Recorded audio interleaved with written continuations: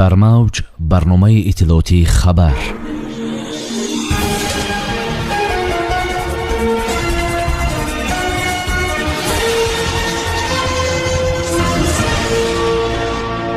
ҷо байден Доналд Трампро шикаст дод. Президенти нави Амрико кист? худдории Трамп аз қабули пирӯзии Байден. Алиев мегӯяд, Шушаро зери назорат гирифтанд. 3 рӯз пайи ҳам зиёд аз 20 000 омори нави суръатшавӣ ба коронавирус дар Русия. омӯзгорони забони тоҷикии мактабҳои Самарқанд ба Шавкат Мирзиёев муроҷиат карданд. бо шарҳи пурраи хабарҳо бо шумо ҳастам Муъинниса Атамуллоева. салом. дар амрико интихоботи пешгӯинашавандатарини президентӣ баргузор гардид. пас аз ҳисоб кардани овозҳо ғолиб демократ ва ҳуқуқшинос ҷо байден гардид.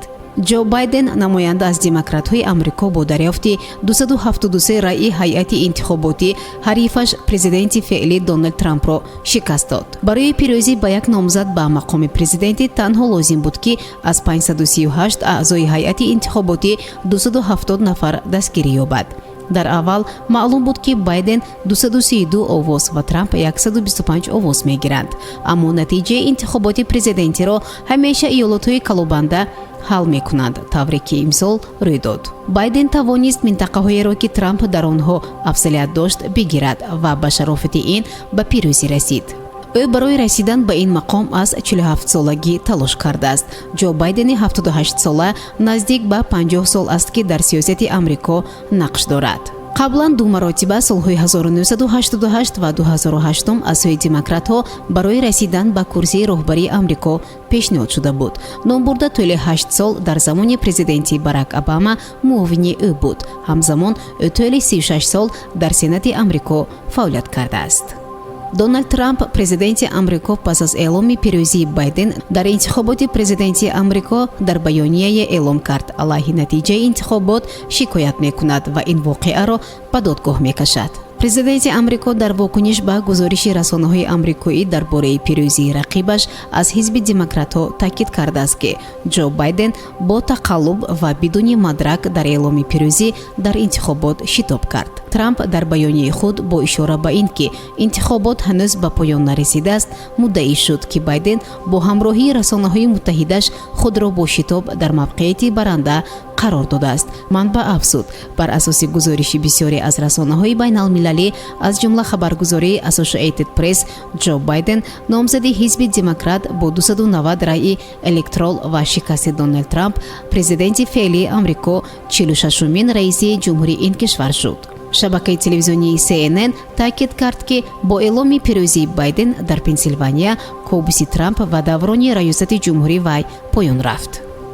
илҳом алиев президенти ҷумҳурии озарбойҷон мегӯяд, қувваҳои мусаллаҳи кишвараш шаҳри Шушаро дар Қаробоғи кӯҳӣ зери назорат гирифтанд.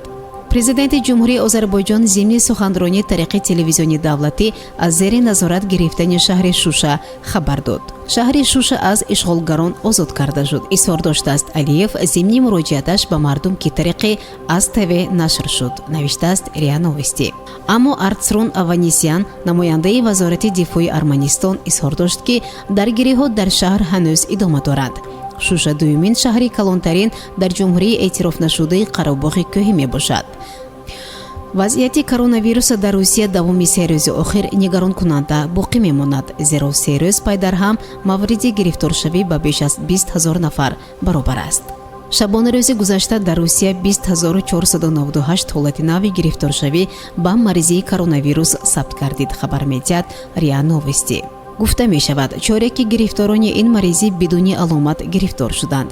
шумораи аз ҳама зиёди гирифторон дар Москав дар як рӯз 5829 нафар, Санкт-Петербург 1331 нафар ва вилояти Москав 644 нафар аст. камтар аз ҳама дар округи автономии Ненец 8 нафар. дар Чукотка ягон ҳолати гирифторшавӣ ба коронавирус сабт нашудааст. ба ҳамин минвол дар Русия теъдоди гирифторони коронавирус ба 1 774 334 нафар баробар шуд. تعدادی از معلمان زبان تاجیکی مکتب‌های شهر سمرقند با ارسال نامه به پرزیدنت جمهوری ازبکستان شوکت میرزیویف از کاهش تدریس این زبان در کشور ابراز نگرانی کردند. به نقل از سامانه روزنامه فرش در این نامه تاکید شده است که تعلیم زبان تاجیکی در مکتب‌های مناطق تاجیکی ازبکستان در یک هفته 10 ساعت را تشکیل می‌دهد. این در حالی است که تدریس زبان ازبکی و خارجی 33 ساعت در هفته است. در این نامه اینچنین از کاهش یافتن شماره کودکستان‌ها برای کودکان تاجیک مقیم ولایت سمرقند اظهار نگرانی شده است. مؤلفان نامه از پرزیدنت جمهوری ازبکستان خواهش کردند که در تأسیس یک شبکه مستقل تلویزیونی در ازبکستان با زبان تاجیکی مساعدت کند.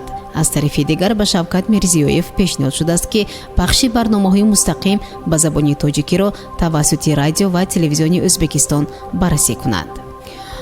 سامیان عزیز، در همینجا برنامه اطلاعاتی خبر به پایان میرسد. برای هر یک شما تنصیحاتی و خانوادگی را خواهانیم. خیر. برنامه اطلاعاتی خبر از رویدادهای تاجیکستان، منطقه و جهان آگاه باش.